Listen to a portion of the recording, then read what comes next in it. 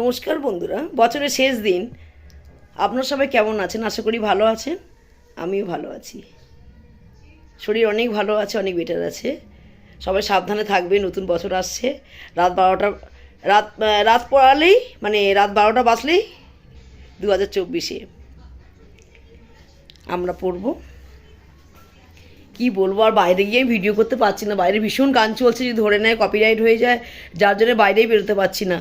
জানলা ফাল্লা বন্ধ আছে, জানলাও খুলিনি আমি।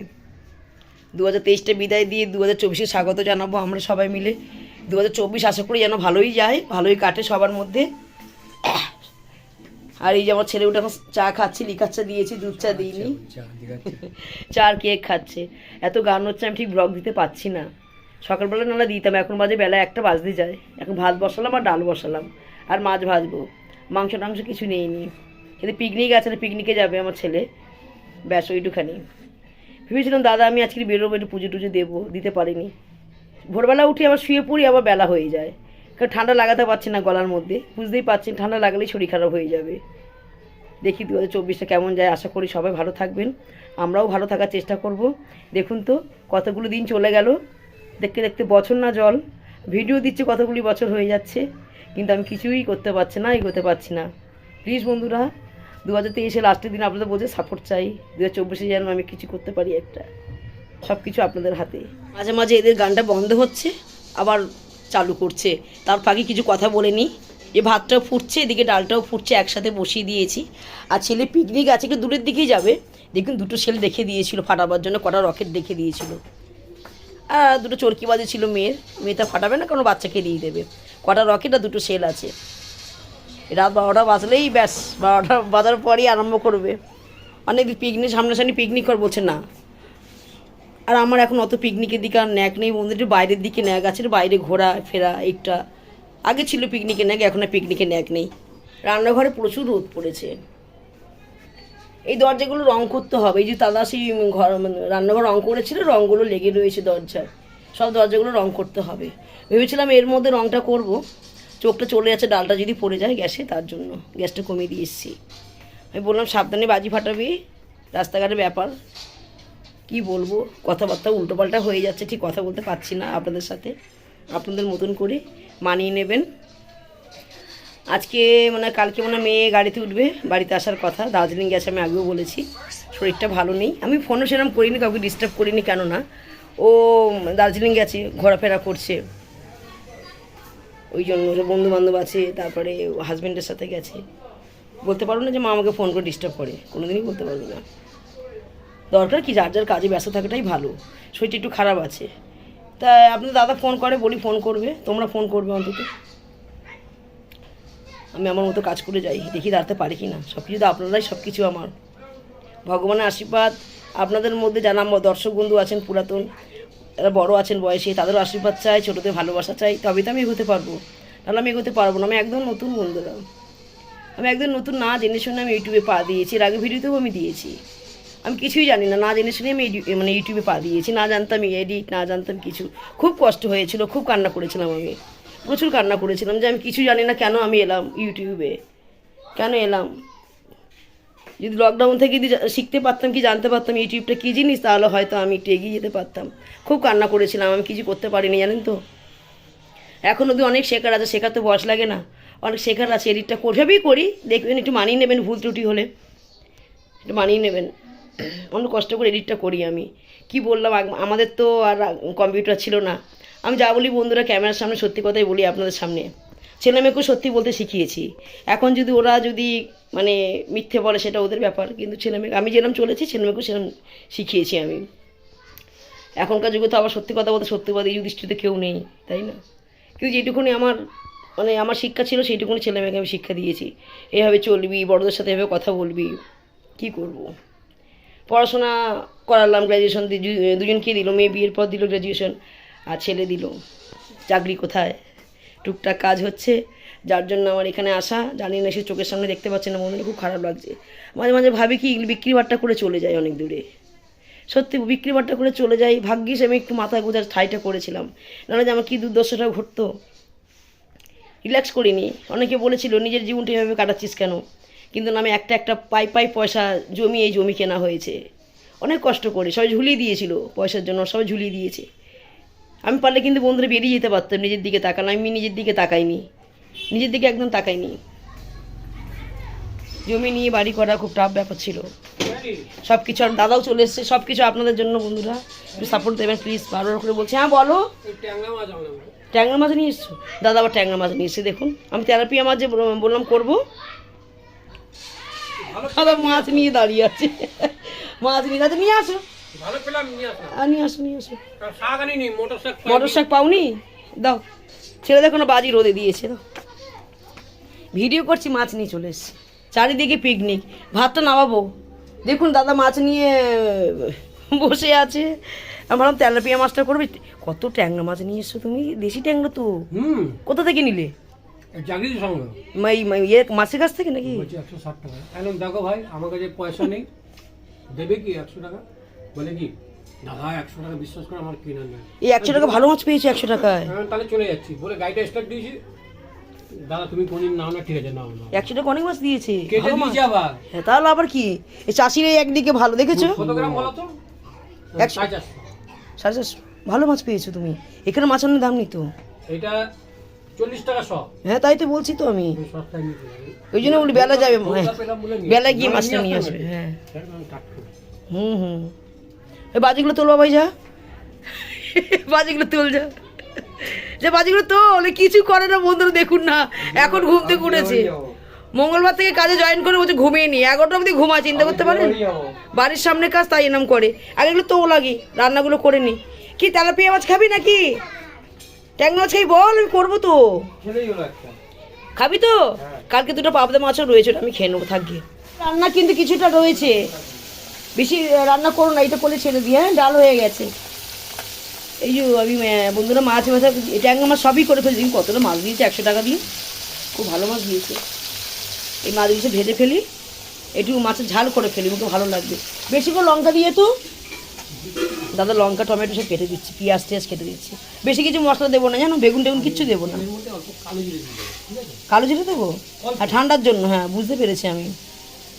কি করবো, এত ঠান্ডা লাগছে না, কি বলবো, কিছু করার নেই। ভোরবেলা করে উঠছি, কিন্তু উঠে আবার শুয়ে পড়ছি। কেন আজকে ভোরবেলা আমি 7টার সময়, ভোরবেলা না 7টা হ্যাঁ 7টার মধ্যে উঠেছিলাম। উঠে বন্ধুরা বিশেষ করে কি কাশি হয়ে গেল, ঠান্ডা লাগলো একটুখানি। আমি আবার ভয় কি করেছি, টাইম কলে জলটা ভরে আবার শুয়ে পড়েছি। হয়ে গেল 10টা, ঘুম ভেঙে যায়, ঠিক টাইমে ঘুম ভেঙে যায়, কিন্তু আমি উঠি না ভয়ে। ওই কাশিটাতে আমি ভয় পেয়ে গেছি, এখনও শুলে খুব কাশি হয়। ওষুধ চলছে, ওষুধও খাচ্ছি। এতটা গাড়ি যাবে আমি কোনোদিনই ভাবিনি। বুক টুক যন্ত্রণা করছিল, এত কষ্ট পেয়েছে যে বেঁচে যাব সত্যি। দাও একটু রেখে দিই, খুব কষ্ট করেছি। আমার যা হয়েছিল না বন্ধুরা, আমি কি বলবো, কেঁদে ফেলতাম জানি। সারা রাত ঘুম নেই, 8 দিন 9 দিন আমার ঘুম নেই। এবার এখন দাদা ভুগছে এখন পর এরম হয় যখন একটু বাড়াবাড়ি হয় আমাদের সবার, জানেন তো। মাছটা করে ফেলি চলুন, পরে আসছে, আমি কাজগুলো করে নিই। এই যে বন্ধুরা মাছগুলো ভাজা প্রায় হয়ে গেছে, বেশি একটু ডিপ করে ভাজবো না। এই মাছটা হয়ে গেলে ভেজে নেবো, একটু মাছের তরকারি দিয়ে আসবে, চলে যাবে।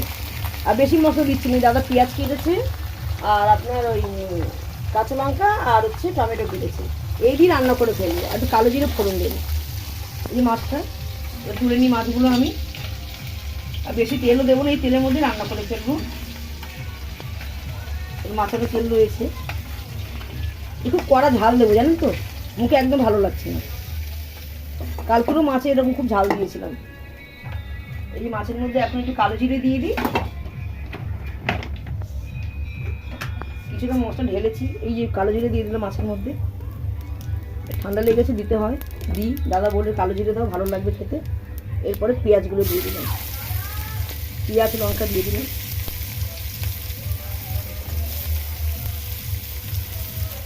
ছোটো ছোটো দুটো পেঁয়াজ দিয়েছি, বেশি বড় পেঁয়াজ দিইনি। এর পেঁয়াজ ছাড়া ভালো লাগে না, পেঁয়াজ লাগবেই। আর এই তেলের মধ্যে রান্না করে ফেলবো, বেশি তেল দেবো না,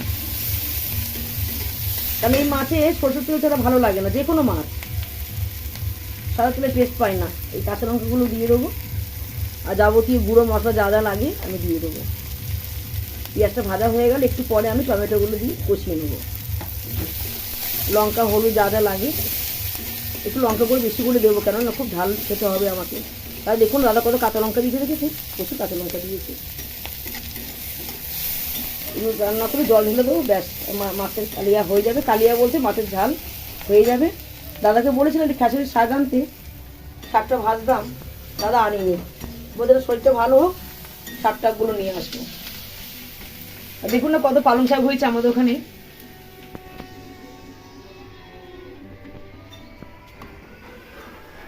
ও অনেক পালং শাক হয়েছে গো। হ্যাঁ কত পালং শাক হয়েছে দেখ। পালং শাক, লাউ শাক, লাল শাকও আছে। বাঁচাবো, লাল শাকটা বাঁচাবো, পালং শাক তুলে নেবো। বালতিতেই হয়ে গেল। হ্যাঁ বালতিতেই হয়েছে। আমার চারিদিকে পিকনিক হচ্ছে এখন।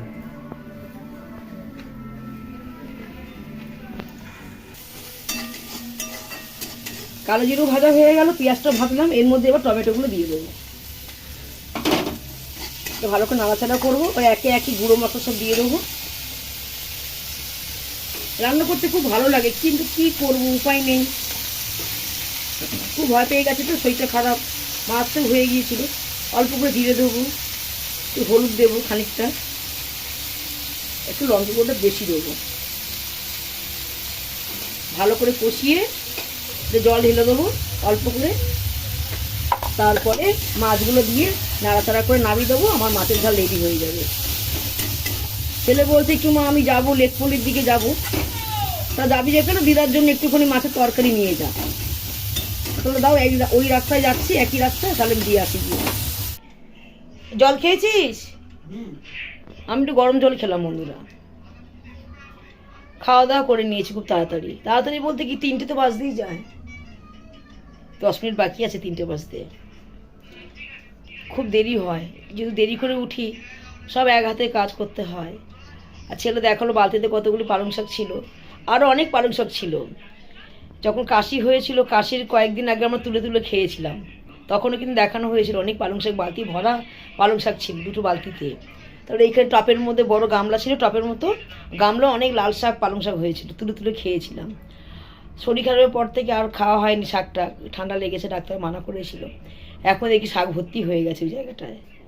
ওই শাকগুলো তুলে নেবো 2-1 দিনের মধ্যে, তুলে নিয়ে তারপরে যে 2টো লাউ শাক, লাউ গাছ হয়েছে, ওগুলো মাটি দিয়ে আবার তুলবো, চালের মধ্যেই তুলবো। তাদেরকে বলেছিল বাঁশের ব্যারিকেড করে দিতে পাঁচিলটার মধ্যে, তো টপগুলো খালি ওঠাচ্ছি নামাচ্ছি নিচে, খুব অসুবিধা হচ্ছে। পাঁচিলে ব্যারিকেড দিলে তো টপগুলো তাহলে আর কেউ নিয়ে যাবে না, কেউ নিয়ে চলে যায়, ভালো ভালো টপ তো, ওই জন্য আর পাঁচিলে দিই, আবার বিকেলবেলা নামিয়ে দিই, মানে সন্ধে হলে নামিয়ে দিই টপগুলো। অনেক মাটি কিনে সব কাজবাজ করা হয়েছে। আমাদের যখন জমি যখন কোপায় কত মাটি লোকে নিয়ে গেছে, আর আমি লোকের থেকে মাটি কিনে এনে, আমি দেখুন কীরকম অবস্থা, লোকের থেকে মাটি কিনে এনে গাছে চাষ করছে অল্প অল্প করে। বেগুন গাছগুলো ভালোই হচ্ছিল জানেন তো, কদিন 13-14 দিন গাছে জল দেয়নি, কেউ দিতে পারেনি, আর সব গাছগুলো প্রায় মরে মরে গেছে। এখন জল দিয়ে দিয়ে ঠিক করবো গাছগুলো। আমার গাছে প্রচুর শখ, এরা আমার একটু যদি জল দিতে পারতো গাছগুলো বেঁচে যেত হয়তো। এত সুন্দর লঙ্কাগুলো হয়েছিল, ঝাড় দিয়ে সব গাছগুলো মরে গেছে বিনা জলে, দিতে পারিনি, আমি কি করব। আমার তো ওটাই ক্ষমতা ছিল না, এই বুক যন্ত্রণা বলে না ভুগছিলাম, এত কষ্ট বন্ধুরা। তাই একজন এসে বলছিল এই অবস্থা হয়েছে, তুমি কেউ দেখি না, আমি হয়তো হসপিটালিস্ট হয়ে যেতাম। হসপিটালে ভর্তি হয়ে যেতে দিনে, ওষুধটা খুব ভালো দিয়েছে, লাস্টে ওষুধটা উঠে বসে আছে, কথা বলছি। যাই হোক, ছেলে মাকে ফোন করলো, মা ফোন ধরলো না, 2-3 বার করে মাছের তরকারি মানে ঝালটাও দেওয়া হলো না মাছের। পেছনে মায়েরও শরীরটা খারাপ, ঝালটা দিয়ে আসবে। প্রায় 1 ঘন্টা পর ফোন করে বলছে বল কিছু বলবি। চিন্তা করুন মা কীরকম। তখন আমি বলছি না আর কী বলবো, এখন তো আমরা খেতে বসে পড়েছি। ওই না আমাকে মাছের ঝাল দিতে হবে না, ভালো লাগছে না খেতে। যাক গিয়ে যেটুকুনি করার আমি করেছি, যেটুকুনি বলার বলেছি। উনি ঠিক মতো ফোন ধরে না, যার জন্য তর্কি করতে ছেলেকে বলি যাবি না, প্রায় থাকে না বাড়িতে, যার জন্য ছেলেকে বলি বুঝে শুনে যাবি না, যাবি না।